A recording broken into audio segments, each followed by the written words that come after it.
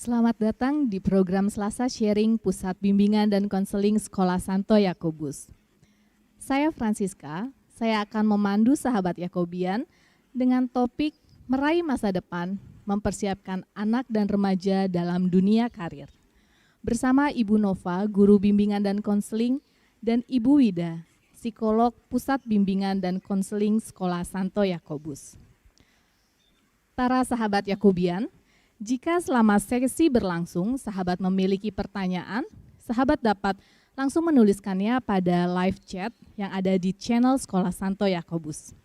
Namun sebelumnya, jangan lupa untuk like dan juga subscribe channel Sekolah Santo Yakobus. Baik, tanpa berlama-lama lagi, langsung saja kita sambut Ibu Wida dan juga Ibu Nova. Kepada Ibu Wida, kami persilahkan. Terima kasih Ibu Siska. Selamat sore sahabat Yakobian. Kembali kita bertemu pada acara Selasa Sharing tanggal 18 Agustus 2020. Sebelumnya saya ingin mengucapkan untuk kita semua selamat Hari Ulang Tahun Kemerdekaan Republik Indonesia yang ke-75. Semoga kita semua dapat terus berkarya dan dapat terus memberi untuk negara dan bangsa kita tercinta ya. Pada Selasa Sharing hari ini tema kita adalah seputar karir. Seperti yang kita sudah ketahui bahwa karir merupakan satu hal yang penting karena karir terkait dengan masa depan, terkait dengan bagaimana kita melihat apakah masa depan kita penuh dengan kesuksesan atau tidak. Jadi karir merupakan sesuatu hal yang baik dan penting untuk kita bahas. Kali ini saya ditemani oleh seorang ibu cantik yaitu Ibu Nova. Beliau adalah salah satu konselor bimbingan konseling di Sekolah Santo Yakobus.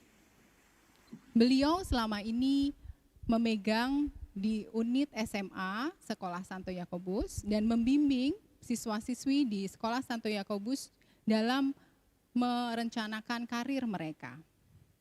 Nanti kami berdua akan banyak membahas mengenai apa itu karir, lalu perkembangan karir, faktor-faktor apa yang menentukan pilihan karir, dan juga terkait dengan perencanaan karir di masa remaja dan di usia sekolah menengah.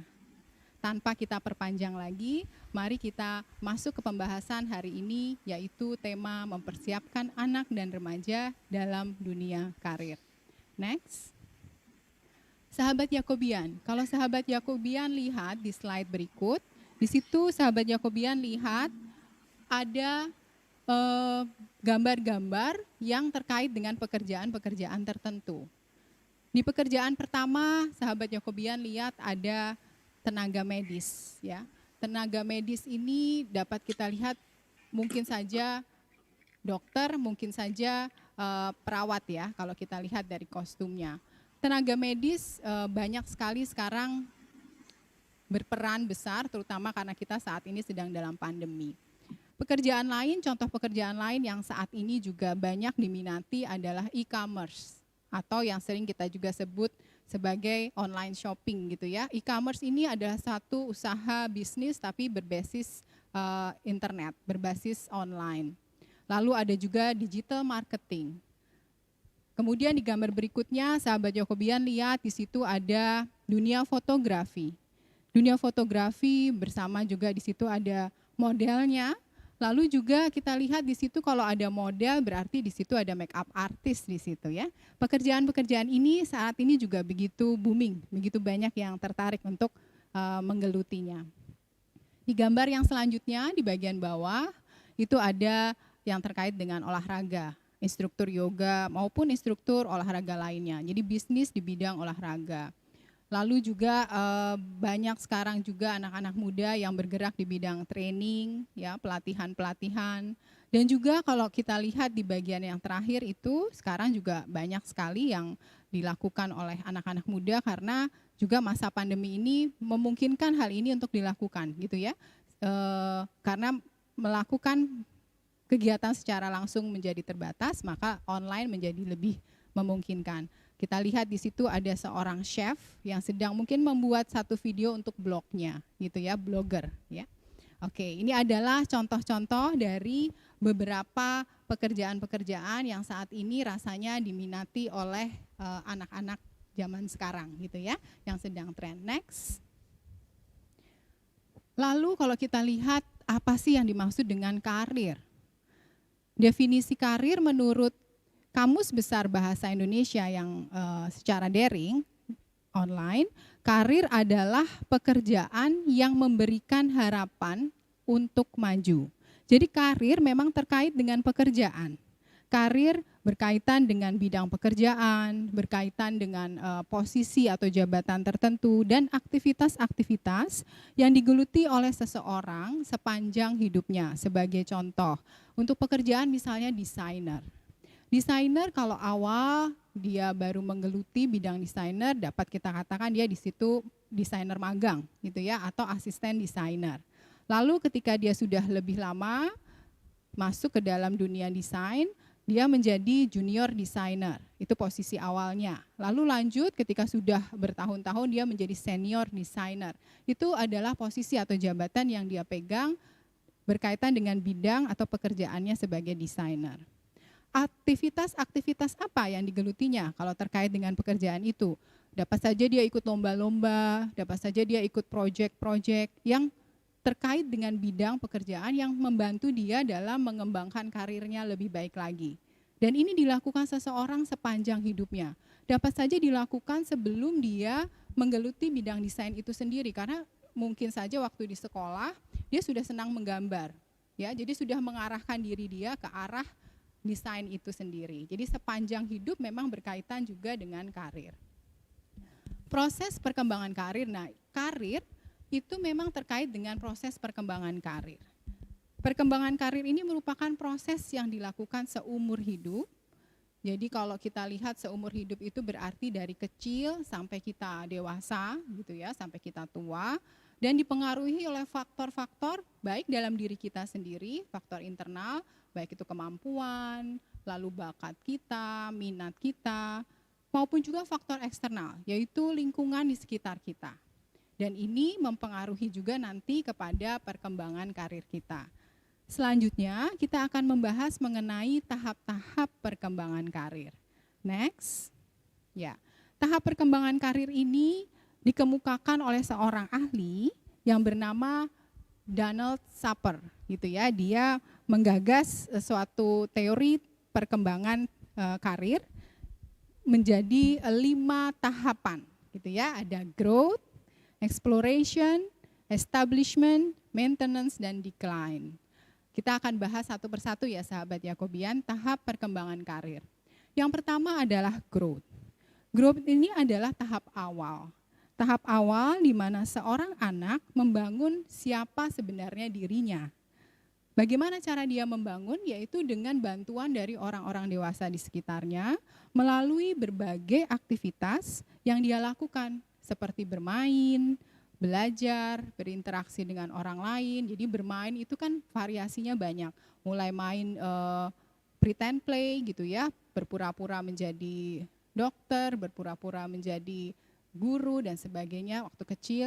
Atau bermain hal lain, misalnya membuat menyusun balok, lalu misalnya dia mulai menggambar, menyanyi dan sebagainya. Jadi dari kegiatan-kegiatan bermain, kegiatan belajar, lalu berinteraksi dengan orang lain, itu membuat dia dapat mengeksplorasi peran-peran dan juga pekerjaan-pekerjaan yang ada di sekitarnya. Hal lain juga yang dia pelajari dari orang-orang dewasa di sekitarnya adalah belajar untuk problem solving, belajar untuk melakukan analisis, belajar untuk mengambil keputusan, bertanggung jawab, itu juga dipelajari dari orang-orang dewasa di sekitarnya. Jadi sejak usia muda, anak-anak sudah belajar untuk mengenal berbagai peran, dan juga nanti yang paling penting adalah di mana anak harus diajarkan untuk memiliki kepercayaan diri, memiliki keyakinan diri terkait pekerjaan atau cita-cita yang ia miliki, gitu ya. Jadi kita membantu anak untuk dapat mengembangkan keyakinan diri bahwa ia dapat meraih cita-citanya. Gitu ya, ia dapat mencapai cita-citanya. Kalau kita mengembangkan hal itu, bayangkan anak-anak kita menjadi anak-anak yang penuh semangat, anak-anak yang penuh motivasi melihat masa depan, karena dia begitu percaya diri, ia begitu bersemangat. Jadi itu adalah salah satu tugas kita sebagai orang dewasa, membantu anak-anak untuk mengembangkan kepercayaan dirinya. Tahap yang kedua adalah exploration. Exploration terjadi di usia 15 sampai 24 tahun. Pada masa ini, anak-anak atau kita katakan di sini sudah masuk usia remaja ya, lebih banyak mengeksplorasi karir melalui kegiatan-kegiatan belajar di kelas, melalui bidang studi yang ia ikuti. Jadi kalau kita tanya nih para remaja, mereka kan sudah dapat memilih ya, saya suka pelajaran ini, saya nggak suka pelajaran ini, saya minat banget kalau mengerjakan tugas dari pelajaran ini, begitu ya, karena ada ketertarikan tersendiri dari setiap anak, setiap siswa terhadap bidang-bidang studi tertentu. Lalu mereka juga mengeksplorasi hobi mereka. Ya, mengeksplorasi apakah sebenarnya saya suka olahraga, saya suka musik, mungkin saya suka masak, atau saya suka yang berkaitan dengan IT gitu ya, itu terkait juga dengan hobi. Lalu juga aktivitas ekskul ya, misalnya pramuka, lalu kaitannya misalnya dengan PMR gitu ya, atau banyak hal lain yang terkait dengan ekskul dan juga organisasi. Pada satu titik nanti mereka juga akan mendapatkan kesempatan untuk mulai mengalami apa yang dinamakan bekerja. Jadi kalau usia 15 sampai 24 mungkin masih magang gitu ya. Magang di satu perusahaan atau misalnya praktek kerja atau misalnya dapat kesempatan untuk mengerjakan tugas-tugas di satu perusahaan gitu ya dalam waktu yang singkat. Nah, di sini pada usia eksplorasi ini anak-anak atau para remaja dalam proses mencocokkan antara kemampuan mereka, bakat mereka, minat mereka dengan apa yang ada di lapangan, apa yang ada di dunia ini dengan semua pekerjaan yang ada. Mereka berusaha mencocokkan apakah kemampuanku ini cocoknya dengan pekerjaan yang mana. Jadi mereka mulai mengeksplorasi hal tersebut. Yang berikutnya adalah establishment. Establishment ini di usia 25 sampai 44 tahun. Jadi kalau pada tahap ini biasanya individu sudah mulai fokus membangun lingkungan pekerjaan yang lebih stabil. Jadi mereka mulai mengembangkan pengalaman kerja, mulai mengembangkan bagaimana mereka mulai sedikit demi sedikit memilih bidang pekerjaan yang mereka suka dan mulai mengembangkan karir mereka. Nah, lalu dilanjutkan di tahap maintenance, bahwa di masa maintenance ini mereka mempertahankan karir, mereka lebih mengembangkan karir mereka dan posisi-posisi tertentu dalam pekerjaan mereka. Nanti di usia, kalau di sini 65 tahun ke atas ya, tapi kalau di Indonesia mungkin sekitar 55 tahun, mereka mulai mengurangi pekerjaannya dan pensiun. Ini adalah tahap perkembangan karir. Jadi kita lihat bahwa tahap perkembangan karir itu terjadi dari sejak usia dini sampai tua gitu ya, sampai dewasa. Next. Nah, ini adalah faktor yang sangat penting kalau kita mau memilih karir. Kita sadari bahwa ketika kita sudah memutuskan mengambil satu karir tertentu, ini akan sangat berpengaruh pada masa depan kita. Berpengaruh pada kesuksesan atau kebahagiaan kita, kepuasan kita terhadap pekerjaan. Dan kepuasan pada pekerjaan akan mengarah juga kepada kepuasan akan hidup, ya. Kepuasan akan apa yang kita rasakan sehari-hari. Sehingga dapat dikatakan bahwa pilihan karir itu menjadi satu hal yang penting. Apa saja sih faktor yang mempengaruhi pilihan karir? Yang pertama adalah faktor intrinsik. Lalu ada ekstrinsik dan juga ada dimensi interpersonal. Saya akan jelaskan satu-satu ya sahabat Yakobian. Faktor intrinsik di dalamnya di situ ada minat, ada ketertarikan, ada juga kemampuan atau bakat di situ.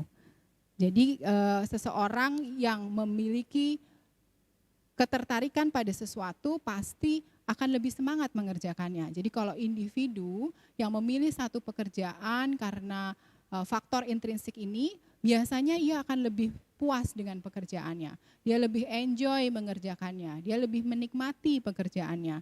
Nah, ini akan menyumbangkan sangat besar pada yang namanya job satisfaction atau kepuasan dalam pekerjaan yang mengarah tadi ke kepuasan dalam hidup juga. Yang berikutnya adalah faktor ekstrinsik. Faktor ekstrinsik ini terkait biasanya dengan benefit atau keuntungan-keuntungan yang kita peroleh dari satu pekerjaan. Misalnya gaji yang diperoleh gitu ya, atau ketenaran, gengsi yang diperoleh. Kalau sekarang tuh banyak yang ingin jadi artis ya, banyak yang jadi YouTuber karena di situ ada gengsinya gitu ya, dikenal banyak orang, diakui oleh banyak orang, dan itu sebenarnya menjadi faktor yang cukup memotivasi supaya orang-orang tertarik dengan pekerjaan itu. Nah, itu dari faktor eksternal ya. Lalu yang berikutnya adalah interpersonal faktor atau dimensi interpersonal.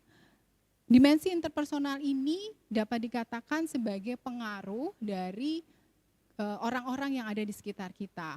Jadi kalau seseorang mendasarkan pilihan karir berdasarkan dimensi interpersonal, biasanya dia banyak mempertimbangkan pendapat dari orang-orang di sekitarnya. Misalnya dia mengikuti pendapat keluarganya atau orang tuanya dalam memilih karir. Atau yang begitu dekat dengan temannya, jadi memilih karir yang dipilihkan oleh temannya gitu. Jadi dia percaya sekali kamu tuh bagusnya di sini, atau kamu ikut sama aku aja yuk, sama-sama kita kembangkan karir ini. Dia ikut. Jadi saking dia percayanya juga dengan temannya. Jadi dimensi interpersonal juga menjadi salah satu faktor yang menentukan seseorang memilih karir tertentu. Dalam memilih karir, 3 faktor ini harus kita sadari. Karena kadang-kadang 3 faktor ini juga berpengaruh pada masa depan kita. Sebagai contoh ya, sahabat Yakobian. Misalnya, kalau seseorang memilih karir karena dia merasa di situ dia dapat gaji yang besar. Itu kan faktor ekstrinsik ya. Nah, kalau dapat gaji yang besar tapi ternyata waktu dia menjalani pekerjaan, dia pilihlah pekerjaan itu karena ternyata dia berharap mendapatkan gaji besar. Tapi setelah menjalani, dia tahu bahwa ternyata ini enggak sesuai sama minat saya. Saya enggak suka.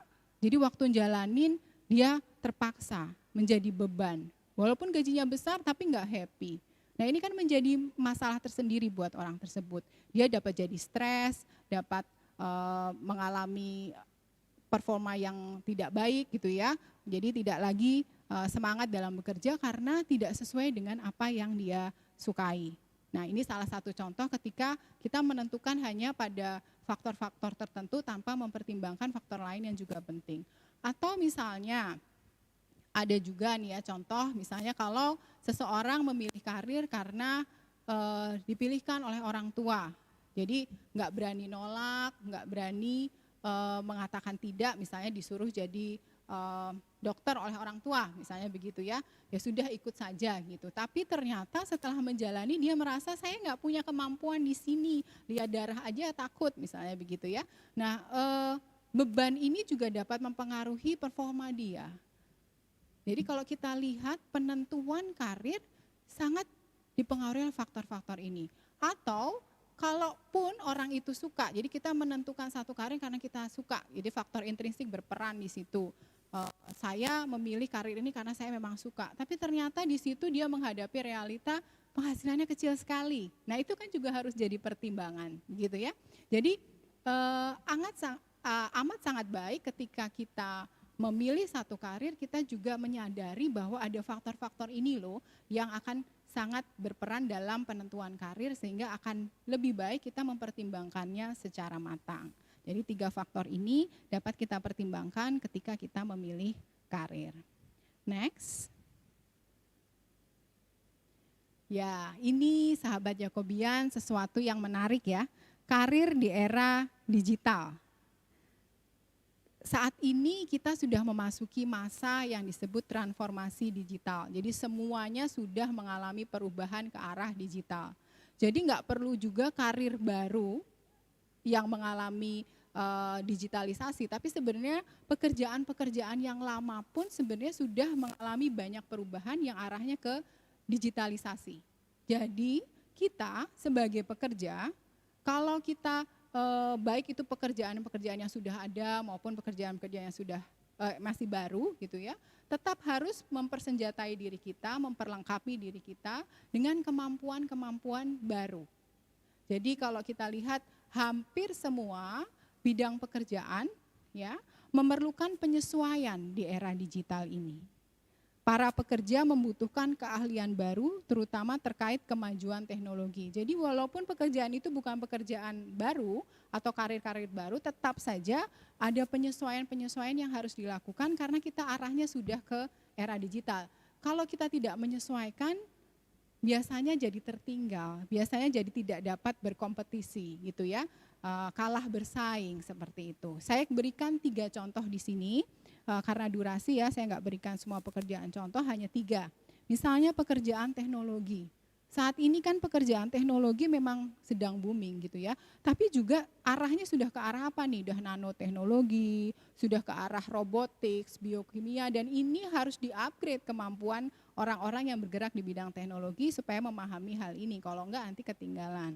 Lalu dunia kesehatan, kita lihat sekarang kebutuhannya adalah bagaimana menemukan vaksin, bagaimana menemukan pengobatan-pengobatan dari berbagai penyakit-penyakit baru. Jadi sebagai tenaga medis juga harus mengupgrade kemampuan, mengupdate informasi yang dia peroleh sehingga dia terus diperbaharui dengan informasi mengenai hal-hal penyembuhan-penyembuhan baru supaya dia juga mampu menghadapi, menyesuaikan dengan situasi yang ada. Lalu juga bagaimana mengadakan pelayanan kesehatan secara digital. Contoh yang berikutnya misalnya di dunia konseling dan psikologi. Kalau dulu bertemu dengan klien secara langsung ya, tapi sekarang para psikolog, para konselor juga harus membuka diri terhadap alternatif-alternatif online konseling dan assessment yang berbasis teknologi gitu ya, karena ini menjadi satu kebutuhan juga saat ini dan membuat para orang-orang yang bergerak di bidang psikologi dan konseling juga harus mengembangkan kemampuannya. Jadi apapun pekerjaannya di era digital ini rasanya kita semua harus terus upgrading kemampuan kita ya. Nah, kalau terkait dengan pekerjaan-pekerjaan baru, saya akan sebutkan atau coba kita uraikan sedikit ya. Pekerjaan-pekerjaan yang baru yang muncul saat ini terkait dengan era digital. Yang banyak dibahas salah satunya ada social media specialist. Jadi kalau kita lihat semua sekarang bermainnya di sosial media. Di Indonesia sudah banyak sosial media, tapi sebenarnya di luar lebih banyak lagi sosial media yang belum masuk ke Indonesia dan mungkin suatu saat akan lebih banyak lagi yang masuk. Dan di sini dibutuhkan spesialis-spesialis yang tahu bagaimana merencanakan, memplanning ya, lalu kemudian menjalankannya, lalu juga memonitor kegiatan sosial media itu. Jadi ini menjadi sesuatu hal yang menarik untuk dicoba, social media specialist. Lalu data analis. Nah, dengan begitu banyak data yang ada sekarang, sebenarnya data ini dapat digunakan untuk lebih memberikan informasi-informasi baru. Datanya dapat berupa data untuk bisnis, perdagangan, atau distribusi, ataupun hal-hal lain, kesehatan dan sebagainya. Data analis ini akan banyak dipakai juga untuk mengambil keputusan gitu ya oleh perusahaan-perusahaan. Sehingga data analis juga menjadi satu karir yang menarik untuk saat ini. Nah, ini video creator. Video creator sahabat Yakobian sudah tahu ya, kalau membuatnya bisa menarik, membuatnya dapat menarik banyak orang, pasti followernya banyak gitu ya, banyak yang suka lihat video dan nanti ini menjadi satu cara untuk kita mempromosikan channel kita, misalnya begitu ya. Jadi video creator, YouTuber ini sesuatu hal yang juga penting untuk saat ini. Lalu ada graphic designer, web designer, pengembang aplikasi sekarang begitu banyak. Lalu juga ada blogger dan influencer. Jadi kalau blogger, influencer seperti apa sih? Jadi kalau misalnya seseorang memiliki satu blog gitu ya, lalu di-follow oleh banyak orang, dan tidak hanya di-follow tapi berimpact pada banyak orang yang akhirnya merubah perilaku mereka karena melihat blog itu gitu ya, atau melihat satu channel gitu. Nah ini membuat akhirnya banyak pengusaha-pengusaha atau bisnis yang menggandeng influencer ini untuk memasarkan produk mereka. Ya, jadi pekerjaan influencer juga sekarang sudah menjadi pekerjaan yang banyak diminati oleh anak-anak muda karena dari situ mereka juga banyak dapat penghasilan, banyak dapat juga pengakuan-pengakuan gitu ya. Jadi ini satu pekerjaan yang juga menarik dan kreatif di situ. Lalu ada juga online shopping ya. Ini adalah beberapa karir yang muncul di era digital saat ini. Next. Ya, eh, kalau kita lihat bahwa karir menjadi satu hal yang penting dan perlu dipersiapkan, dari tadi kita bahas ya, wah ternyata karir itu penting untuk dipersiapkan, penting untuk dipikirkan secara matang. Maka penting juga buat anak-anak kita dibantu oleh orang dewasa untuk dapat memiliki perkembangan karir yang mantap gitu ya. Jadi apa sih peran orang dewasa supaya anak-anak kita dapat mantap menghadapi karirnya nanti di masa depan? Yang pertama, kita perlu sadari bahwa anak perlu bimbingan dari orang dewasa dalam perkembangan karirnya. Ini tidak dapat kita pungkiri ya, bahwa kita sebagai orang dewasa harus dapat membimbing anak-anak kita supaya mereka dapat mengenal berbagai macam karir, mengenal berbagai macam pekerjaan gitu ya. Lalu melakukan berbagai aktivitas bermain, belajar bersama-sama supaya mereka dapat lebih mengenal dunia ya. Lalu yang kedua adalah ini juga satu hal yang rasanya penting untuk dilakukan, bahwa orang tua hendaknya tidak memaksa anak untuk menekuni karir hanya demi memuaskan keinginan orang tua. Tadi sahabat Yakobian sudah bahas bersama-sama ya, bahwa salah satu faktor yang penting dalam pemilihan karir adalah minat. Ketika orang tua memaksakan, tapi anak tidak berminat, nanti akan berpengaruh juga pada masa depan mereka. Apakah mereka akan enjoy atau enggak, terbebani atau enggak, stres atau enggak. Dan ini dapat membuat performa mereka juga mengalami masalah gitu ya. Yang berikutnya, orang dewasa perlu membantu anak mengembangkan dan memahami kemampuan mereka, bakat mereka, minat mereka, sehingga pada akhirnya menemukan karir yang cocok untuk dirinya. Mungkin kalau kita sebagai orang tua dari anak-anak yang baru, masih kecil-kecil, kita kan bingung ya, ini anak sebenarnya sukanya apa sih? Bidang apa yang mereka akan minati ya, bakatnya mereka apa? Nah, ketika kita belum tahu bakat di mana, minatnya di mana, akan sangat baik kita perkenalkan dengan berbagai macam aktivitas. Ajarkan misalnya coba menari, bernyanyi, main musik, olahraga, lalu kita diskusi bersama, kita main pretend play, lalu kita juga bermain komputer dan sebagainya, lalu kita susun balok, Lego dan sebagainya. Itu akan membantu anak-anak untuk akhirnya juga punya sense, oh saya ini sukanya ini ternyata. Oh, saya itu punya kemampuan di sini ya, gitu ya. Jadi orang tua juga bisa observe kan dari situ, kayaknya ini anak saya sukanya di bidang ini. Tanpa dikenalkan dengan banyak aktivitas, itu akan mengurangi informasi yang didapat anak tentang kemampuan dirinya. Gitu ya. Jadi mengenalkan anak sejak dini dengan berbagai macam aktivitas, lalu kemudian ketika kita sudah lebih tahu minatnya dia di mana, kita dapat lebih mengarahkan ke bidang yang dia sukai, gitu ya. Jadi nggak perlu semua aktivitas terus diikuti, tapi nanti kita bisa arahkan ke hal-hal yang dia minati. Anak juga akan lebih kelihatan kok, kalau dia minat, dia suka, dia akan lebih tertarik, dia akan lebih bersemangat untuk mengikutinya. Lalu yang berikut yang juga penting adalah membantu anak-anak mengenal dan mengeksplorasi berbagai jenis pekerjaan sejak dini. Nah, tadi kita sudah bahas ya, ini dapat membantu aspirasi mereka terhadap karir menjadi semakin luas. Pengetahuan mereka terhadap karir menjadi semakin luas. Next.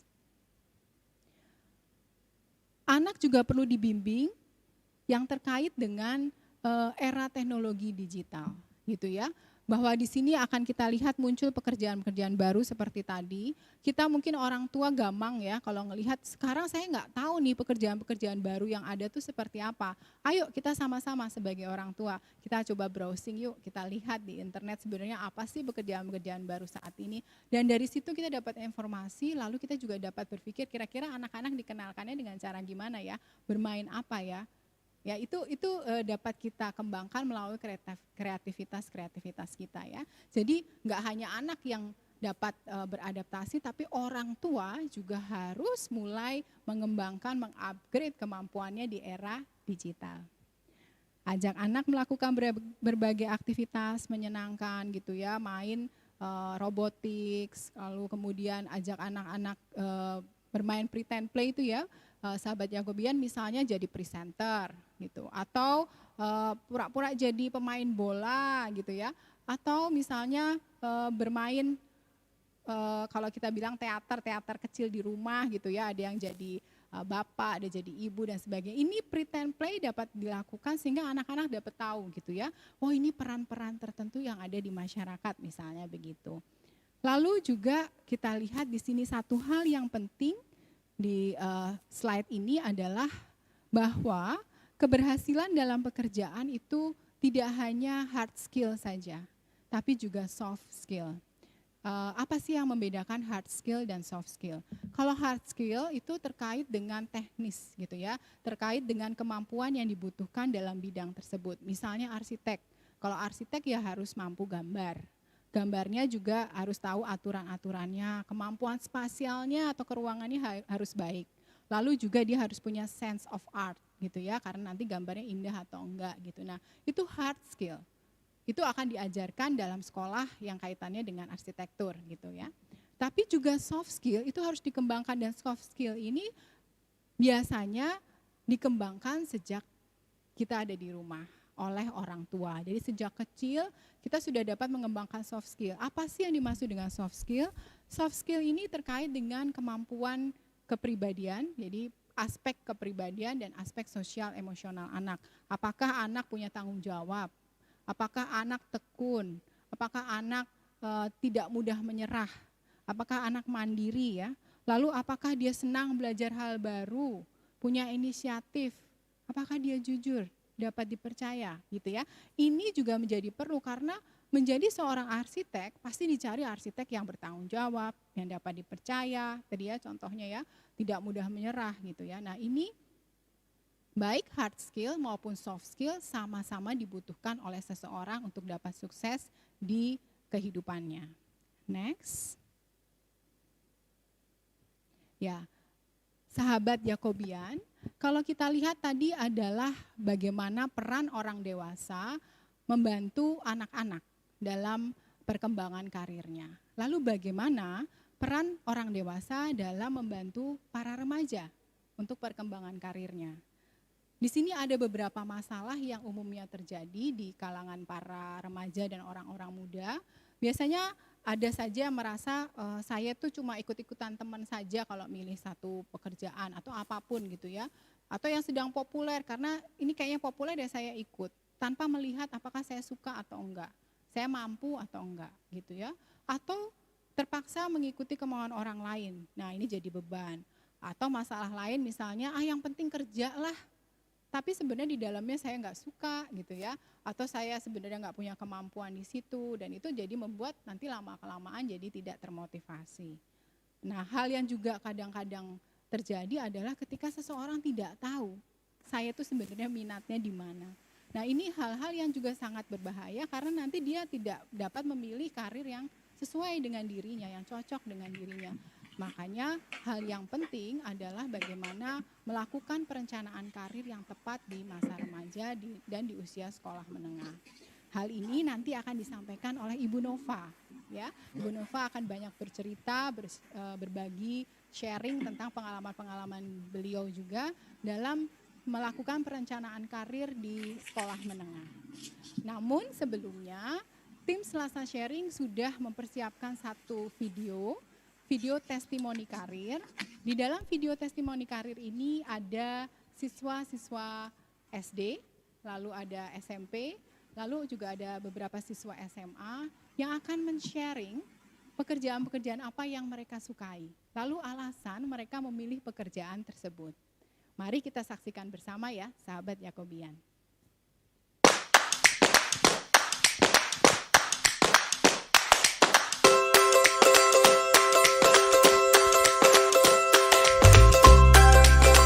Saya ingin kerja sebagai chef dan mempunyai restoran ataupun kafe sendiri.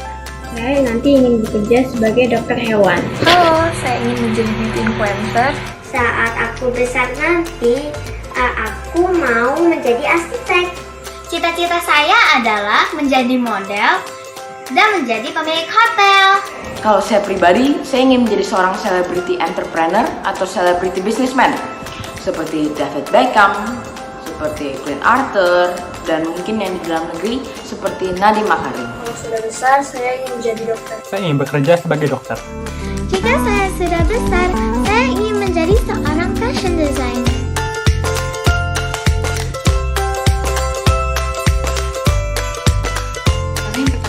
mungkin karena saya emang hobi dan suka masak, terutama baking, bikin kue. Yang kedua itu kenapa saya ingin punya restoran atau cafe sendiri, supaya saya bisa membuat menu yang unik-unik sesuai keinginan saya dan bisa saya jual dan dicicipi oleh banyak orang. Dan yang ketiga, menurut saya tuh industri food and beverage dia lebih versatile. Tiap hari orang membutuhkan makanan dan minuman. Jadi walaupun kondisinya lagi sulit atau apapun, lebih memungkinkan untuk survive dibandingkan industri-industri yang lain. Sebenarnya saya ingin menjadi dokter hewan karena saya pencinta hewan dan saya ingin menyembuhkan hewan yang sedang sakit. Karena saya ingin mengajak banyak perempuan di luar sana dan menginspirasi mereka untuk lebih percaya diri dengan apa yang mereka punya.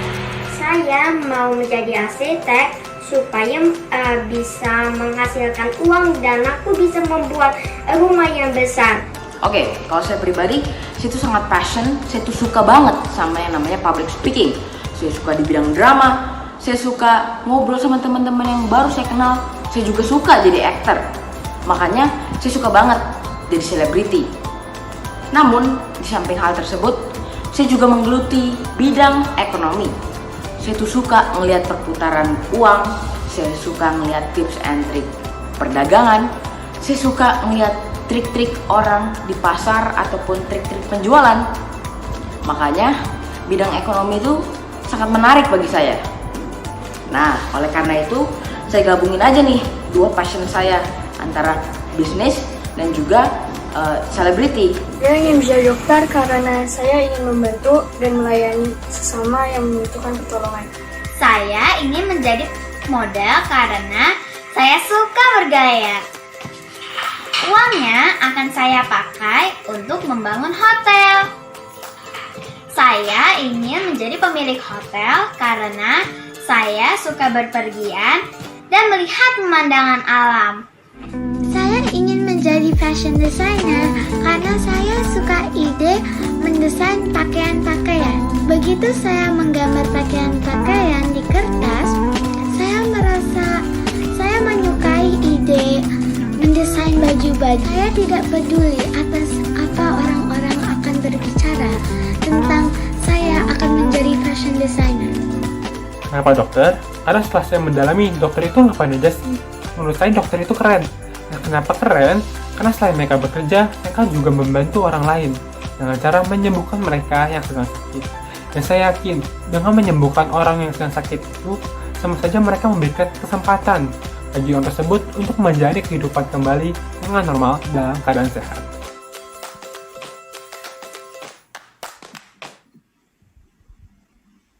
Baik, sangat menarik sekali. Tadi itu dari anak-anak para sahabat Yakobian. Dan saat ini kita akan kembali untuk mendengarkan pemaparan pembahasan dari Ibu Nova. Kepada Ibu Nova, saya persilahkan. Baik, terima kasih Ibu Siska. Selamat sore Bapak Ibu sahabat Yakobian dimanapun berada. Perkenalkan saya Nova, saya konselor dari Sekolah Santo Yakobus. Pada kesempatan sore ini, saya ingin men-sharingkan tentang pendampingan saya akan perencanaan karir di Sekolah Santo Yakobus. Adapun hal ini mungkin saya akan banyak berbicara tentang pendampingan saya di unit SMA. Dalam proses ini Bapak Ibu, dalam proses pembelajaran saya Bapak Ibu, mungkin nanti kita akan bisa tanya jawab kalau memang nanti ada yang kurang jelas. Baik, saya akan share screen terlebih dahulu.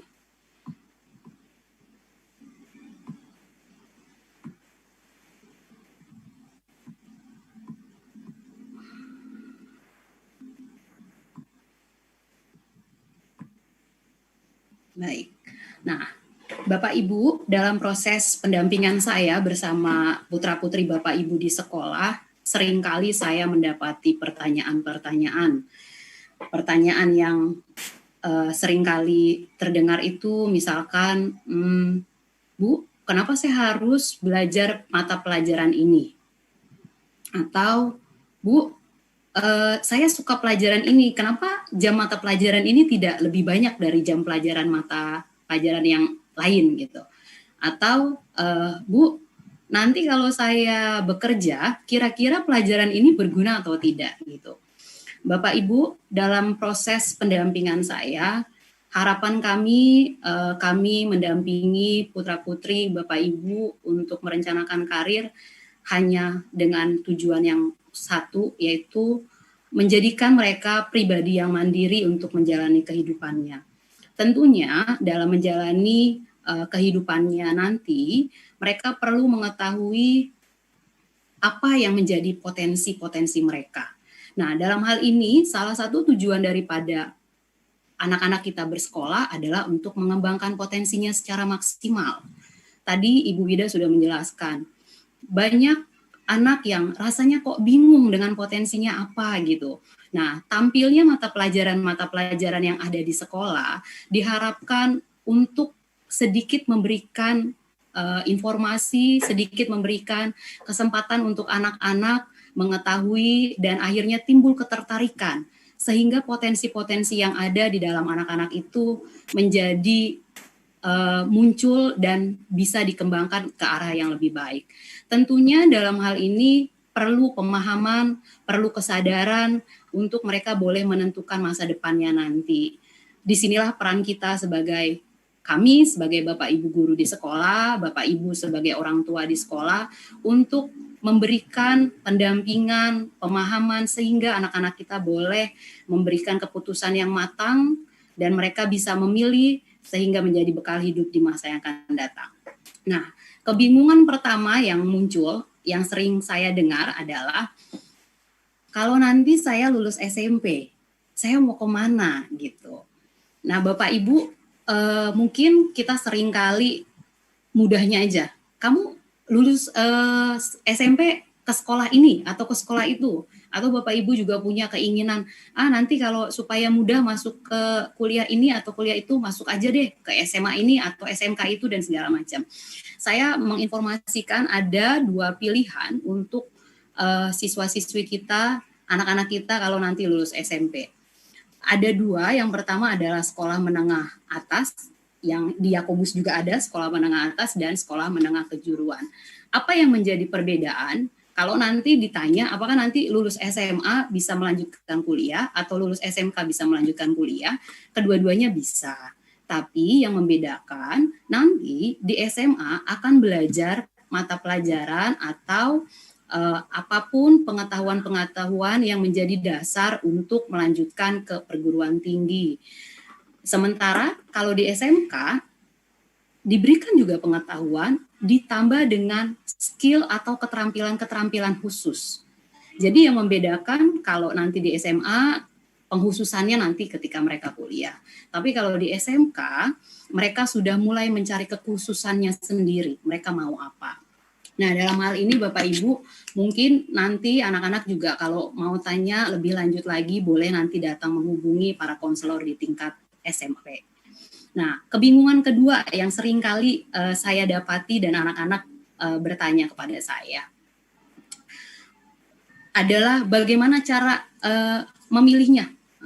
Kalau tadi sudah tahu nih ada 2 pilihannya, SMK, SMA atau SMK. Bagaimana cara memilih? Yang pertama tentunya kita pilih dulu ya, kita mau kemana.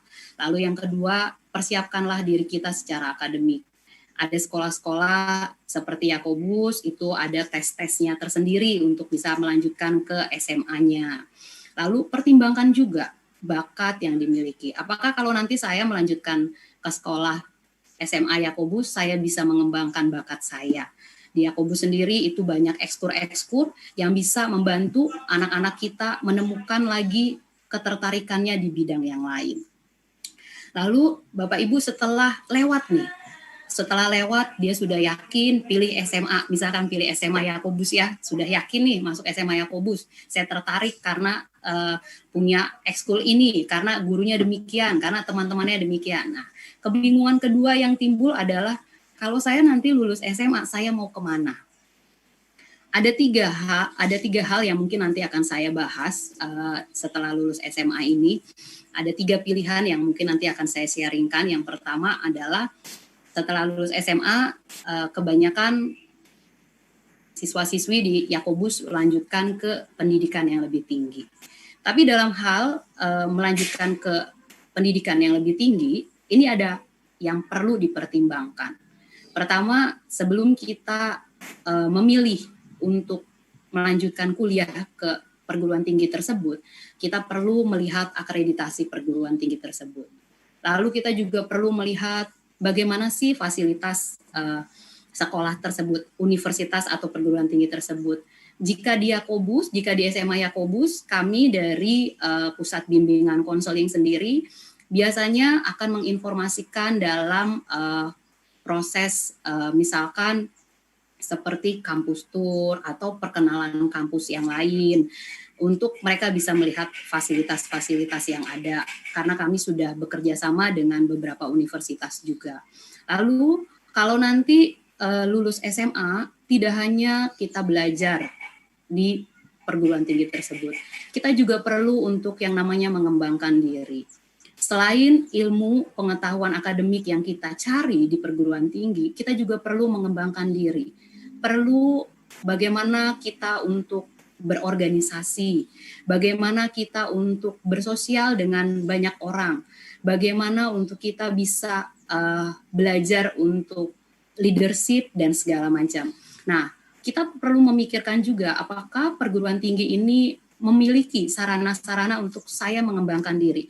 Mungkin dari sisi olahraga atau bidang seni yang kita rasanya selain saya belajar, saya juga perlu memberikan kesempatan untuk diri saya menyalurkan hobi-hobi saya. Lalu pertimbangan yang berikut adalah biaya. Untuk biaya, banyak hal yang bisa kita cari informasi. Selain nantinya pasti ada biaya-biaya reguler di perguruan tinggi tersebut, tentunya juga ada informasi-informasi tentang beasiswa. Dan yang tidak kalah penting adalah prospek kerja lulusannya.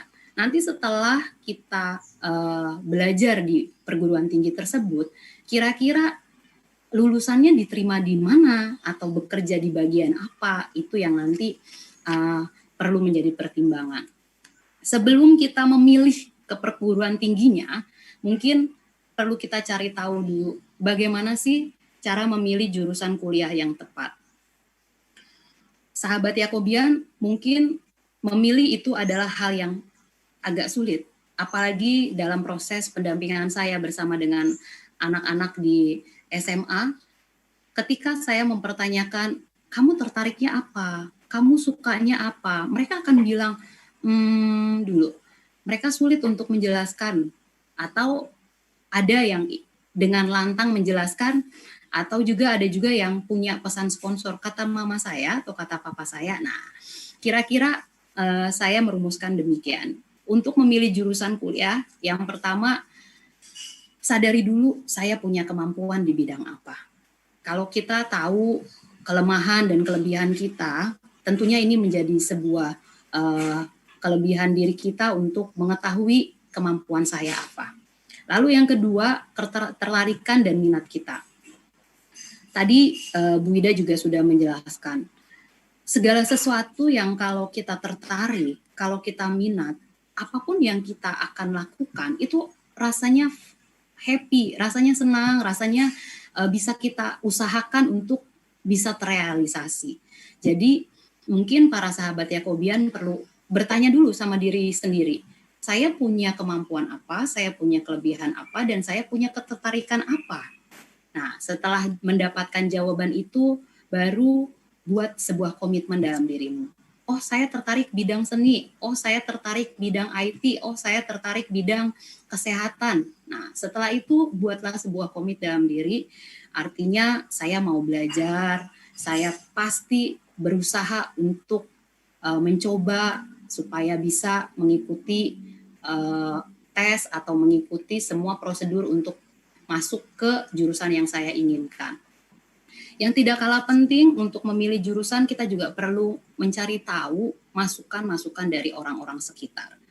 Boleh datang ke saya sebagai konselor di Pusat Bimbingan Konseling Sekolah Santo Yakobus atau para konselor yang lain untuk mempertanyakan, Bu, Pak, kira-kira saya nih cocoknya apa? Tentunya kalau kami para konselor ditanya seperti itu, kami akan melihat dulu rekam data yang ada di dalam diri kami. Misalkan anak-anak itu pernah punya tes psikotes atau pernah pembelajaran apa, pernah ikut lomba atau apapun yang kami pernah adakan. Sehingga kami punya record sendiri untuk anak-anak kami. Lalu yang berikutnya untuk memilih jurusan kita juga perlu melihat situasi global. Artinya, apakah nanti jurusan yang saya pilih ini setelah saya lulus, kurang lebih kalau kuliah standarnya 4 tahun. Nah, setelah lulus 4 tahun, apakah jurusan ini masih tetap eksis? Atau jurusan ini akan seperti apa setelah 4 tahun? Update-update yang terus ada, itu perlu kita cari tahu, supaya jurusan yang kita pilih nanti itu bisa menghidupi diri kita di masa yang akan datang. Nah, yang tidak kalah penting, yang terakhir adalah persiapkan alternatif. Artinya ketika tadi saya sudah memilih, saya ingin di jurusan kesehatan. Tapi ternyata jurusan kesehatan itu persaingannya ketat sekali. Atau di jurusan kesehatan itu untuk yang saya inginkan, ketika 4 atau 5 tahun setelah saya lulus nanti, perlu update yang membutuhkan kemampuan lebih atau pengorbanan lebih, saya melakukan hal-hal lain. Jadi kita perlu mempersiapkan alternatif. Selain misalkan jurusan A, ada jurusan B, ada jurusan C. Nah, Bapak Ibu, sahabat Yakobian, kalau tadi saya mengatakan pilihan yang pertama adalah memilih untuk ke perguruan tinggi. Pilihan yang kedua adalah untuk mengikuti kursus atau pelatihan kerja. Selain perguruan tinggi, kursus atau pelatihan kerja ini bisa menjadi pilihan. Mungkin karena keterbatasan dana atau keterbatasan waktu, atau mungkin kita juga menyadari kemampuan diri dari anak-anak kita. Ada pilihan yang kedua yaitu kursus atau pelatihan kerja. Apa sih bedanya? Kalau kursus itu memberikan pengetahuan dan keterampilan dalam waktu yang singkat. Biasanya kursus ini di bawah Departemen Pendidikan. Jadi dia hanya memberikan keterampilan-keterampilan yang digunakan untuk bisa bekerja nanti. Bedanya dengan lembaga pelatihan kerja, kalau lembaga pelatihan kerja ini selain di bawah Departemen Pendidikan Nasional juga di bawah Departemen Tenaga Kerja. Artinya kurang lebih hampir sama seperti kursus, tapi nanti kalau sudah bisa mengikuti pelatihan kerja yang mereka adakan, biasanya mereka bekerja sama dengan Dinas Tenaga Kerja memberikan informasi-informasi tentang lowongan pekerjaan. Namun dalam hal ini Bapak Ibu tentunya harapan kita anak-anak kita bisa memilih yang tepat.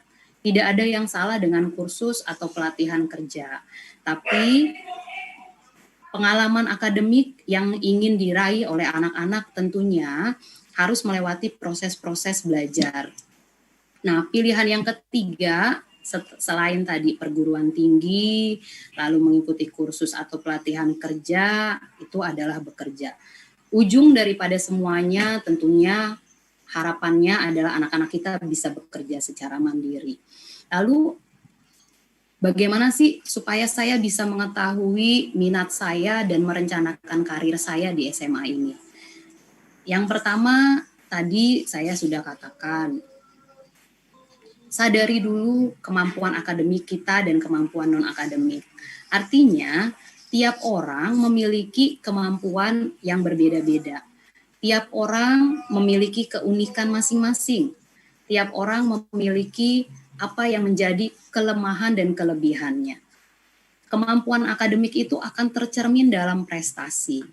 Prestasi tidak melulu jadi juara satu, tapi artinya ketika anak kita itu bisa menjadi dirinya sendiri. Selain prestasi akademik, ada juga prestasi non-akademik. Mungkin seperti bakat seni, bakat olahraga, dan lain-lain. Hal ini bisa terus kita gali dengan cara-cara yang mungkin tadi Ibu Wida sudah jelaskan. Kita bisa memberikan informasi banyak yang kita bisa kasih kesempatan, misalkan ikut les atau ikut apapun yang mereka bisa dapat kesempatan untuk mencoba apakah mereka tertarik atau tidak tertarik. Lalu yang kedua, kita cari tahu tentang minat kita dalam belajar. Tadi saya sudah informasikan bahwa minat itu adalah proses ketertarikan. Jadi perlu banyak waktu yang dikorbankan untuk kita mencari tahu saya tertarik atau saya sukanya apa. Belajar itu memang kadangkala kalau saya mendengar ya anak-anak kita kayaknya belajar tuh susah Bu. Belajar tuh kayak bosenin dan segala macam. Biasanya saya akan ajak mereka untuk diskusi, ajak mereka untuk ngobrol bahwa kita harus mencari dulu kamu punya keinginan apa sih di masa yang akan datang. Atau bahasa mudahnya adalah kamu punya cita-cita apa sih di masa yang akan datang. Kalau kita sudah tahu goalnya, kita sudah tahu keinginannya di masa yang akan datang apa, kita nanti bantu mereka untuk memiliki minat atau ketertarikan ke arah sana. Kalau memang tidak punya minat atau ketertarikan ke arah yang mereka cita-citakan, mungkin kita bisa bantu dampingi mereka untuk lebih melakukan atau mereka bisa konsentrasi dan fokus kepada apa yang menjadi kelebihan mereka. Maka itu penting sekali untuk kita mengetahui apa yang menjadi cita-cita anak kita. Ini adalah pertanyaan yang gampang-gampang susah selama saya mendampingi anak-anak. Kalau ditanya, kamu mau jadi apa? Atau cita-citamu apa? Kebanyakan anak-anak sekarang bisa bilang, saya suka A, suka B. Tapi ketika mulai ditelusuri kemampuannya seperti apa, lalu kira-kira emosimu bisa mengikuti nggak ya untuk ke jurusan tersebut? Atau kira-kira kamu bisa nggak ya untuk ke jurusan tersebut dan segala macam. Akhirnya mereka mulai mencari alternatif berikutnya. Oh ya Bu, kalau misalkan saya nggak bisa cita-cita yang ini, berarti saya cita-cita yang itu gitu. Lalu yang tidak kalah penting untuk kita merencanakan karir adalah dukungan dari keluarga. Bapak Ibu, anak-anak seringkali bercerita bahwa saya pengen ini, saya pengen itu, tapi orang tua saya enggak pengen ini. Saya percaya Bapak Ibu bahwa sebagai orang tua kita menginginkan hal yang baik untuk anak-anak. Mungkin bagaimana cara kita menyampaikan, termasuk juga cara anak-anak menyampaikan ke Bapak Ibu yang sering saya informasikan supaya mereka juga menyampaikan dengan cara yang enak dengan orang tua, itu yang menjadi sebuah konflik atau permasalahan.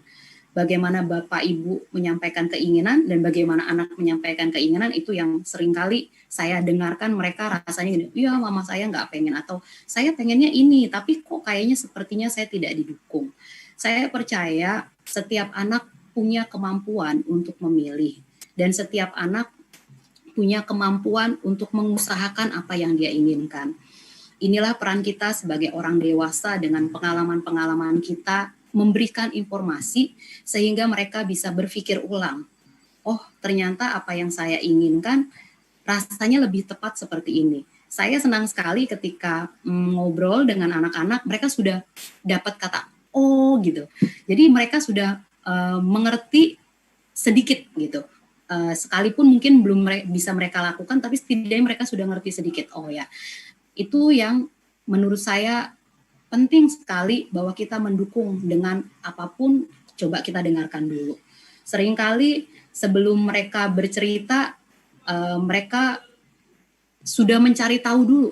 Oh, menurut A, menurut B, menurut C. Kadang-kadang saya dalam hal pendampingan untuk perencanaan karir ini, sepertinya lebih banyak mereka tahu banyak hal gitu dengan teknologi yang lebih canggih ini, dengan cara mereka mengoperasikan teknologi, sepertinya mereka punya banyak hal. Tapi di banyak halnya itu mereka sangat-sangat perlu bimbingan. Kira-kira nanti kalau saya pilih ini, resikonya gimana ya Bu? Nah, itu yang mereka kadang-kadang kurang, sehingga kita perlu memberikan informasi tentang pengalaman-pengalaman kita untuk mereka bisa akhirnya memilah dan bisa memilih yang terbaik untuk mereka. Lalu selain itu, untuk kita merencanakan karir adalah informasi potensi. Kami di Sekolah Santo Yakobus itu melakukan informasi potensi dengan banyak-banyak assessment. Salah satu assessment yang awal mungkin adalah tes minat bakat. Kami punya tes minat bakat yang itu bisa menjadi informasi bagi kami, para konselor, mengetahui, oh iya, ternyata anak ini punya ketertarikan. Oh, ternyata anak ini kemampuannya seperti ini. Oh, anak ini baik untuk hal ini yang dia inginkan. Lalu yang kedua, informasi potensi itu juga kami bisa dengar dari Bapak Ibu. Bapak Ibu, kami para konselor terbuka sekali jika Bapak Ibu ingin menghubungi kami. Bu, Pak, kami ingin ngobrol, atau kami ingin minta waktunya untuk sedikit menginformasikan keinginan kami sebagai orang tua. Kami terbuka sekali Bapak Ibu. Atau kami juga mendapatkan informasi-informasi potensi dari rekan-rekan kerja kami, para Bapak Ibu guru wali kelas, para Bapak Ibu guru mata pelajaran yang mengajar anak-anak kami ini. Ketika mereka memberikan informasi bahwa saya ingin berkarir atau saya ingin memilih nantinya saya kuliah di jurusan ini. Nanti kami bisa saling berkolaborasi dengan Bapak Ibu guru mata pelajaran, dengan Bapak Ibu guru konselor untuk bisa mendampingi putra-putri Bapak Ibu. Lalu bagaimana sih cara kita merencanakan karir? Sebelumnya kita cari tahu dulu nih, kenapa karir itu penting ya? Karir itu menurut saya adalah kesempatan untuk membuat kita merasa happy. Kalau saya dulu punya pengalaman ada di dunia konseling itu adalah proses pencarian yang agak lama gitu. Tapi semakin kesini saya semakin merasa senang sekali ketika saya mendengarkan orang lain, ketika saya didengarkan orang lain, itu saya sudah merasa menemukan diri saya. Hal itu pun yang saya sering katakan sama anak-anak. Kalau kamu pengen kuliah atau kamu pengen nanti kerja, coba cari sesuatu yang membuat diri kamu tuh senang, membuat diri kamu tuh mau melakukan hal itu lebih baik lagi dan lebih baik lagi. Lalu yang berikutnya, perencanaan karir itu penting karena itu adalah sebuah pencapaian kita. Untuk menjadi pribadi yang lebih baik lagi, tentunya ada karya yang perlu kita lakukan. Nah, dalam hal ini karya kita dalam kehidupan kita, dalam kita bersosialisasi dengan orang-orang di sekitar kita dalam bentuk pekerjaan kita, dalam bentuk karir kita. Nah, di karir ini pun kita bisa mempelajari banyak hal baru. Kadangkala saya berpikir, wah dulu sepertinya kalau konseling itu atau bimbingan itu ketika ketemu muka dengan anak-anak.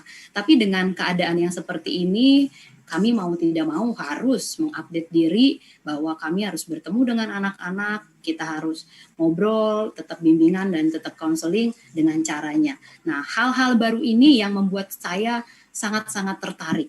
Nah, mungkin dalam merencanakan karir pun kita juga memberikan kesempatan diri kita untuk mempelajari hal-hal baru. Hal-hal baru ini kadang-kadang memang tidak enak, tapi biasanya itu akan menggali dan membuat kita makin penasaran, makin penasaran lagi dan ingin mencoba lagi. Lalu, kenapa kita penting untuk merencanakan karir? Bahwa karir itu adalah kesempatan untuk mengembangkan kemampuan kita. Mungkin nantinya, pada akhirnya kita akan menemukan siapa diri kita itu dalam karir kita. Ketika kita feel happy, kita sudah memilih sesuatu, lalu kita menjalaninya dengan senang, akhirnya kita mengembangkan kemampuan-kemampuan kita untuk lebih lagi. Kalau kemarin saya bisa melakukan ini seperti ini, berarti setelah saya mempelajari hal-hal baru, saya bisa mendapat kemampuan yang lebih lagi. Lalu bagaimana saya merencanakan karir? Nah, saya mungkin ini berdasarkan pengalaman-pengalaman yang saya obrol-obrol dengan banyak orang-orang yang sudah mulai memilih, ya, anak-anak yang sudah mulai memilih. Langkah pertama yang perlu kita lakukan adalah mengembangkan rencana karir. Untuk mengembangkan rencana karir, pastikan kita memiliki langkah-langkah yang strategis. Hal apa sih yang ingin kita lakukan? Hal apa sih yang rasanya saya butuhkan untuk saya bisa bertahan hidup di masa yang akan datang? Lalu hal apa sih yang harus saya terus gali dalam diri saya? Atau simpelnya yang pertama adalah pastikan kita punya langkah-langkahnya dulu deh. Oh ya, saya pengen ini. Oh, ketika saya pengen ini berarti saya harus melakukan A, B, C, D. Atau misal contohnya, saya pengen banget loh masuk fakultas kedokteran. Berarti kalau saya mau masuk di fakultas kedokteran, langkah pertamanya adalah mata pelajaran apa yang mendukung untuk ke pelajaran untuk ke fakultas tersebut. Misalkan mata pelajaran eksak, biologi, kimia, lalu pelajaran-pelajaran pendukung lain yang harus mendukung untuk kuliah ke situ. Jadi dibuat listnya dulu. Lalu yang kedua, kita harus melihat bakat dan kemampuan yang kita miliki. Kalau ternyata ketika kita sudah menulis tadi ada listnya, oh ya mata pelajaran pendukung ini. Ternyata ketika dilihat, aduh, saya kalau belajar ini tuh saya susah sekali gitu. Apakah kita bisa meluangkan waktu untuk belajar lebih lagi, atau kita sudah merasa kayaknya saya nggak akan pernah bisa, atau saya bisa sih tapi saya perlu waktu yang agak lebih lama. Nah, di sini kita perlu menyadari bakat dan kemampuan yang kita miliki. Lalu berikutnya kita cari tahu nih, kira-kira ya walaupun saya tertarik nih di fakultas kedokteran, apakah saya memang perlu harus menjadi dokter? Atau saya bisa menjadi pilihan-pilihan yang lain? Oh, ternyata di fakultas kedokteran itu masih ada misalkan ini ada jurusan fisioterapi, atau misalkan ada lagi keperawatan. Oh, saya kira-kira yang mana ya? Yang setidaknya mungkin mendekati sih, tapi sesuaikan dengan kemampuan saya. Lalu langkah yang berikutnya adalah bandingkanlah keterampilan dan minat yang kita miliki dengan jenis karir itu. Jadi kalau nanti kita memilih atau tadi sudah menuliskan list-listnya itu, kira-kira keterampilan kita ini mendukung nggak ya? Kita perlu menyadari dulu, oh ternyata saya ini orangnya pelupa, tapi kalau saya jadi dokter kira-kira gimana ya? Atau saya ini orangnya kurang teliti, kalau saya jadi dokter gimana ya? Nah, hal ini perlu pemahaman dan pengenalan diri baik. Lalu yang berikutnya adalah mungkin kita bisa mengikuti pendidikan, pelatihan, atau saya simpelnya yang sering saya informasikan ke anak-anak adalah coba deh ikuti komunitas. Ada anak-anak yang suka sekali menggambar. Dia menggambar manga, lalu menggambar dan segala macam yang berbau tentang kartun-kartun gitu. Saya suka menganjurkan untuk mereka ikut komunitas, atau mereka cobalah eksistensi dirinya dengan ikut lomba. Kalah menang itu urusan belakangan, tapi setidaknya kita bisa mencoba diri kita untuk mendekatkan ke tujuan-tujuan karir tersebut.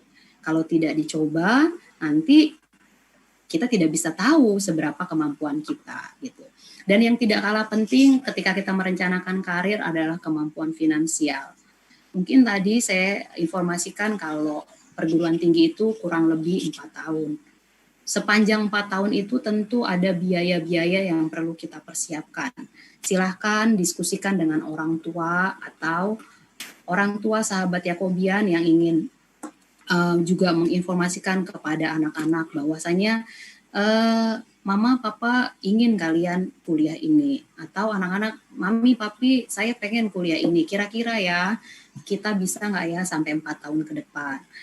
Kalau memang hal itu menjadi keterbatasan, nanti bisa dicari solusinya lagi. Mana tahu ada informasi-informasi tentang beasiswa atau informasi-informasi lain yang bisa membantu untuk mencapai ke tujuan itu. Dan yang berikutnya adalah minta nasihat dari beberapa sumber. Kadang-kadang saya sangat-sangat mengapresiasi kepada anak-anak yang memiliki informasi lebih cepat daripada saya gitu. Jadi ketika kami suka sharing gitu ya, sharing tentang, Bu, Ibu tahu nggak pekerjaan ini? Atau Bu, Ibu tahu nggak jurusan kuliah ini gitu. Nah, mereka itu akan menampilkan teman atau saudara atau siapa saja yang mungkin di dunia maya mereka searching terus baca si ini tokoh ini itu dulu jurusan kuliahnya ini dan segala ini. Buat saya ini hal yang baik juga untuk kita memberikan informasi tentang rencana karir. Baik untuk kita mencari sumber-sumber yang lain, tapi perlu kita cari tahu apakah sumber itu bisa dipertanggungjawabkan. Jadi nasihat atau sumber-sumber yang lain itu bisa menjadi sedikit informasi buat kita. Nah, dalam hal ini saya melihat bahwa proses pemilihan karir itu bisa dikalkulasikan dalam rumus seperti ini. Saya baca nih kemarin ada seorang tokoh, dia konsultan karir di Amerika, menyatakan seperti ini, bahwa untuk mencapai karir atau apapun yang kita inginkan di masa yang akan datang nanti, baik itu pekerjaan atau proses karirnya, itu kira-kira seperti ini. Talent atau bakat, ditambah passion, ditambah purpose, ditambah environment dan vision, itu akan menjadi karir yang oke. Nah, apakah itu talent? Talent atau bakat itu kita tahu dari kelebihan dan kekurangan kita. Itu cara yang paling gampang untuk mendeteksinya.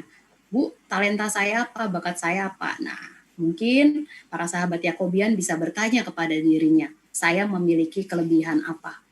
Kelebihan adalah hal yang sulit sekali ditemukan atau dicari tahu gitu.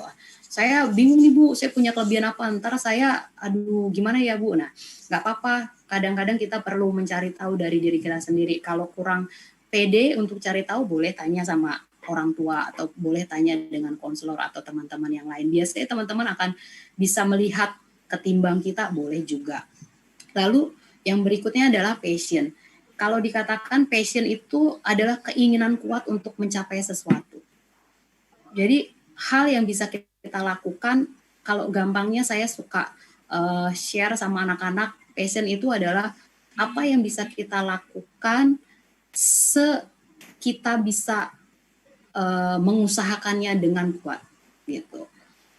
Mungkin hal ini prosesnya masih panjang, tapi kamu bisa lihat, anak-anak sahabat Yakobian bisa lihat bahwa dalam diri saya ini kira-kira ya, kalau saya disuruh begini, saya bisa melakukannya atau tidak, itu kamu bisa cari tahu sendiri. Lalu purpose itu adalah tujuan yang tadi kita sebut namanya cita-cita. Kira-kira tujuan kita, cita-cita kita itu apa? Kita perlu cari tahu dulu. Memang sangat-sangat butuh kerja keras dan pengenalan diri untuk mencapai hal ini. Untuk cari tahu passion, untuk cari tahu purpose itu hal yang sangat perlu kerja keras sekali. Lalu yang berikutnya adalah environment atau lingkungan. Mungkin anak-anak sering mengalami gini, saya nggak didukung dengan lingkungan, atau ada kesempatan tapi saya tidak pernah bisa mencoba, dan banyak hal yang kadang-kadang kesempatan itu adalah hal-hal yang membuat kita bisa mengeluarkan diri kita yang sebaiknya. Di mana kita bisa mengembangkan pribadi kita, di mana kita bisa belajar untuk mengaktualisasi, memperlihatkan bahwa sebenarnya saya bisa melakukan yang terbaik untuk diri saya. Dan yang terakhir adalah vision. Vision ini perlu penggalian potensi. Tentunya dalam proses pemilihan karir ini bukan yang sehari dua hari. Kalau para sahabat Yakobian ada di tingkat kelas 10, ya mulai-mulai datanglah ke para konselor untuk kita bisa diskusi, bisa kita ngobrol, untuk mencari tahu kira-kira bagaimana saya harus merencanakannya, bagaimana saya memanfaatkan potensi-potensi yang saya miliki supaya menjadi anak tangga untuk saya bisa meraih cita-cita. Nah, sebelum semuanya ini, mari kita sebentar melihat video yang akan ditayangkan ini. นี่คือเรื่องราวระหว่างฉันกับลูกและสับปะรด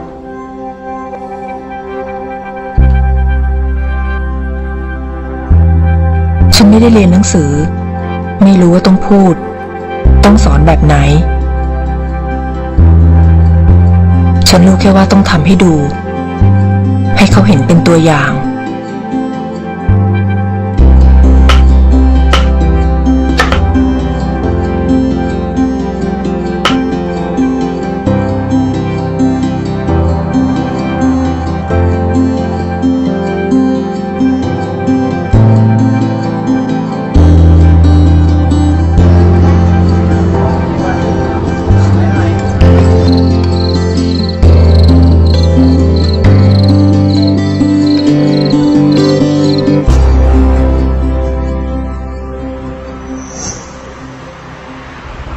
เป็นไงล่ะอร่อยกว่าไอติมอีกใช่ไหมจ้าแม่น่าทำขายนะแม่เนาะ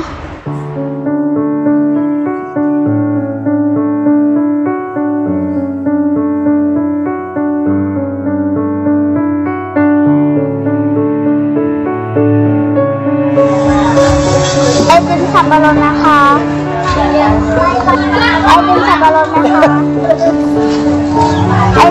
รสไหมคะไอติมสับปะรดไหมคะแม่ทำไมไม่มีใครซื้อเลยอ่ะ งั้นลองไปดูที่ตลาดว่าเขาขายกันยังไง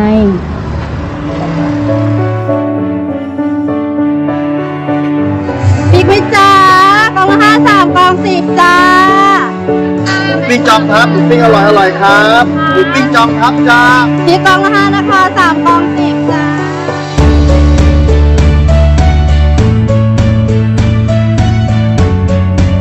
สับปะรดไหมคะสับปะรดทีละอะไรคะไม้ละ5 บาทค่ะ3ไม้10 บาทนะคะสับปะรดไหมคะ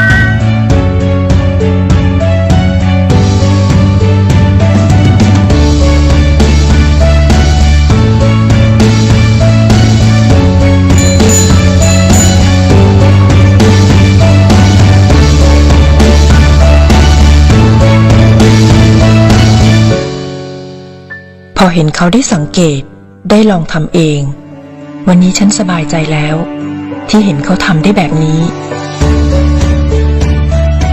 และมั่นใจว่า วันข้างหน้าถ้าไม่มีฉัน เขาจะยืนได้ด้วยตัวเขาเอง อัชราภูลสวัสดิ์ได้รับทุนจากโครงการสารรักจนจบปริญญาตรีปี 2556Baik, Bapak Ibu, tadi kita sudah melihat pemutaran video tentang seorang anak kecil yang mencoba bereksperimen bagaimana mencari apa yang dia inginkan. Dalam hal ini Bapak Ibu, saya sedikit mencoba untuk mencari, merefleksikan kira-kira pesan daripada video tersebut. Bahwasanya karir itu sebenarnya tidak sama dengan pekerjaan, tapi pekerjaan itu adalah bagian dari karir. Seringkali kita merasa bahwa karir itu adalah pekerjaan kita gitu. Tapi banyak juga bahwa kita sudah bekerja tapi tidak membangun karir. Nah, hal ini yang mungkin nanti kita bisa sama-sama mendampingi anak-anak kita. Dan untuk sahabat Yakobian, anak-anak Yakobus, kita bisa berusaha terus. Mungkin keadaan yang sulit itu adalah kesempatan untuk kita bisa berkreativitas. Teruslah bereksplorasi, teruslah bereksperimen bahwa keadaan-keadaan itu mungkin akan membuat kita lebih lagi berkreativitas. Dan untuk para orang tua, dalam merencanakan karir ini, perlulah kita untuk memberikan sedikit kesempatan, kepercayaan untuk anak-anak kita bereksperimen. Dan hal yang paling penting adalah kita memberikan pengalaman kita sebagai bekal untuk mereka bisa memilih dan menentukan yang terbaik buat mereka. Demikian sharing saya pada sore hari ini. Terima kasih. Baik, terima kasih untuk Ibu Nova dan juga Ibu Wida untuk pemaparannya pada materi hari ini. Sangat menarik sekali topik yang dibahas hari ini tentang karir. Ada beberapa pertanyaan dari sahabat Yakobian yang sudah datang di saya. Saya akan membacakan 3 pertanyaan pertama untuk dibahas. Pertanyaan yang pertama dan kedua ini ditujukan untuk Ibu Wida. Nanti mungkin Ibu Wida bisa untuk bantu menjawab. Pertanyaan datang dari Agustina. Dia menanyakan, mama papa saya punya toko. Saya disuruh meneruskan toko mereka, tetapi saya ingin menjadi arsitek. Mereka tidak mengizinkan saya. Lalu apa yang harus saya lakukan? Itu pertanyaan pertama dari Agustina. Lalu untuk pertanyaan yang kedua datang dari Dika. Dika menanyakan, menurut ibu, apakah setiap orang harus memiliki mimpi dan ambisi di masa remaja? Lalu seperti apakah ambisi yang sehat untuk anak di usia SMA? Dan pertanyaan yang ketiga ini ditujukan untuk Ibu Nova, datang dari Julia.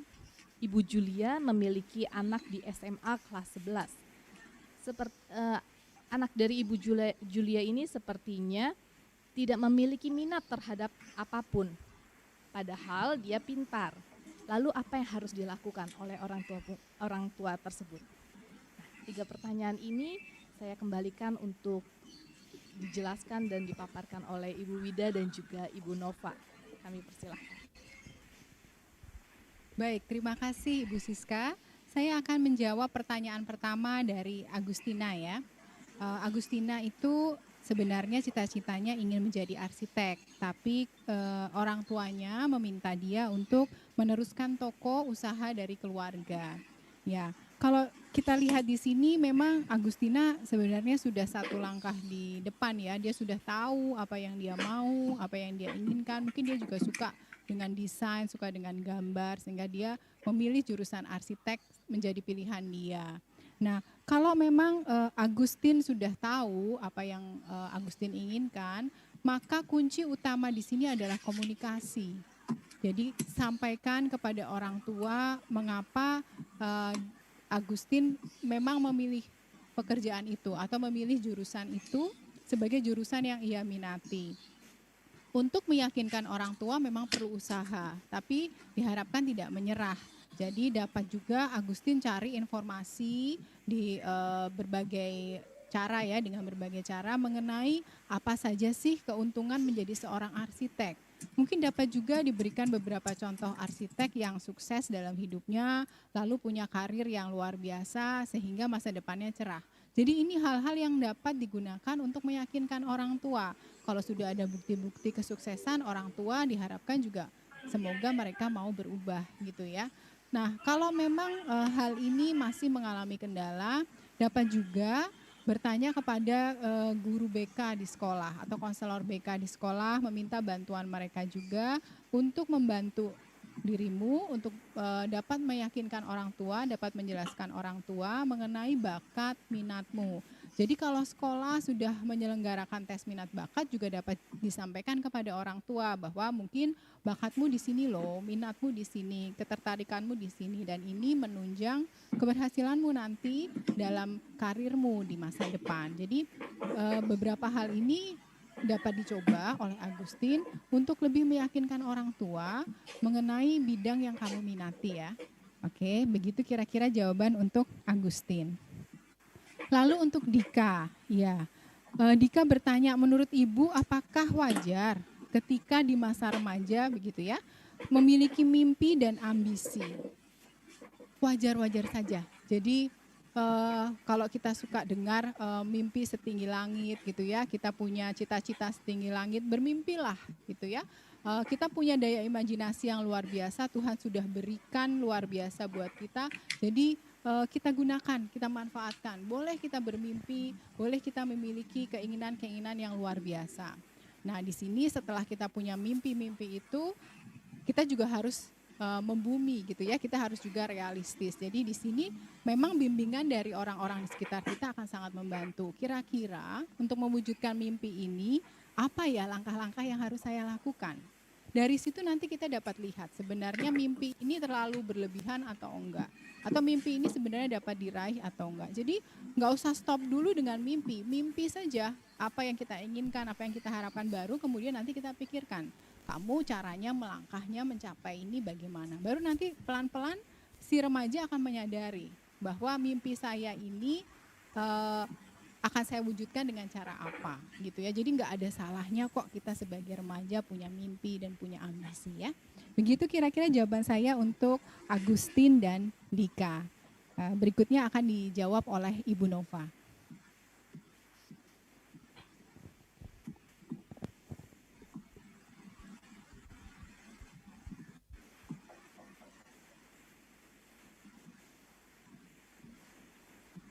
Baik, mungkin bisa saya ulangi kembali pertanyaan untuk Ibu Nova. Ini datang dari Ibu Julia yang menanyakan, anak saya ada di SMA kelas 11. Sepertinya tidak memiliki minat terhadap apapun, padahal dia pintar. Lalu apa yang harus saya lakukan? Nah, Ibu Nova, berikut pertanyaan dari Ibu Julia. Baik, terima kasih Ibu Siska. Saya coba untuk menjawab. Mungkin Ibu Julia, kalau bicara tentang anak saya pintar, anak saya rasanya kok tidak memiliki minat apa-apa gitu ya. Mungkin ini sedikit tips atau cara-cara untuk mencari tahu ya. Pertama, mungkin kita bisa tanya sama anak itu, apa sih hal yang paling kamu senangin? Kalau anak itu sudah bisa sedikit menjawab, berarti itu adalah pertanda dia sudah memiliki minat atau ketertarikan. Lalu setelah dia bisa menjawab apa hal yang dia senangi atau hal yang dia sukai, coba untuk fasilitasi tentang kesenangan dan kesukaan anak tersebut.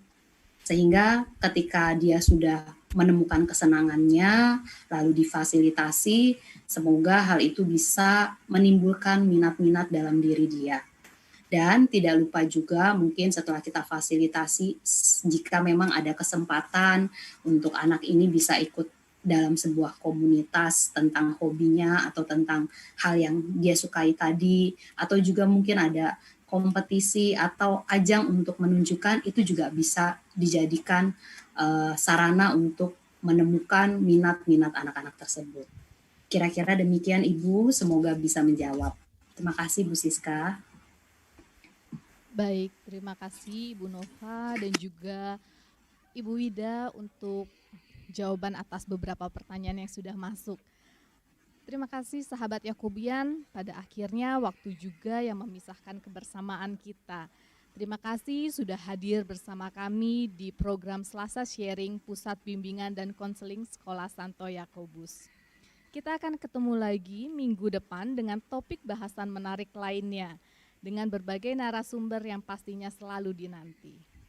Namun sebelum undur diri, jangan lupa sahabat Yakobian untuk like dan juga subscribe channel Sekolah Santo Yakobus. Salam Yakobian, religius, humanis, intelektual, peduli lingkungan, dan nasionalis. Selamat sore, saya Siska, undur diri.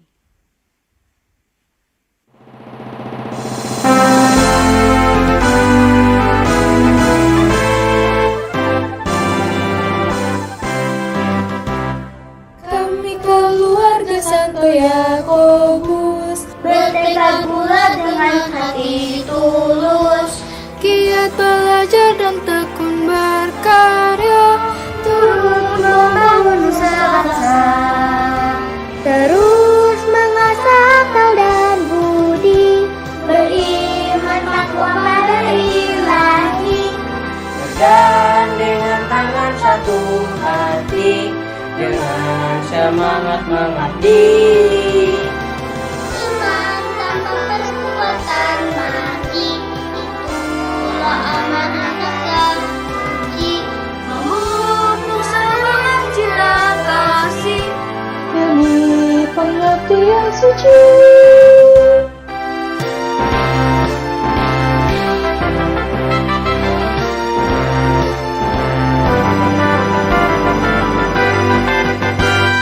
Kami keluarga Santo Yakobus Bertekad bulat dengan hati tulus, giat belajar dan tekun berkarya, tulus membangun nusa bangsa, terus mengasah akal dan budi, beriman takwa pada Ilahi, bergandengan tangan satu hati, dengan semangat mengabdi.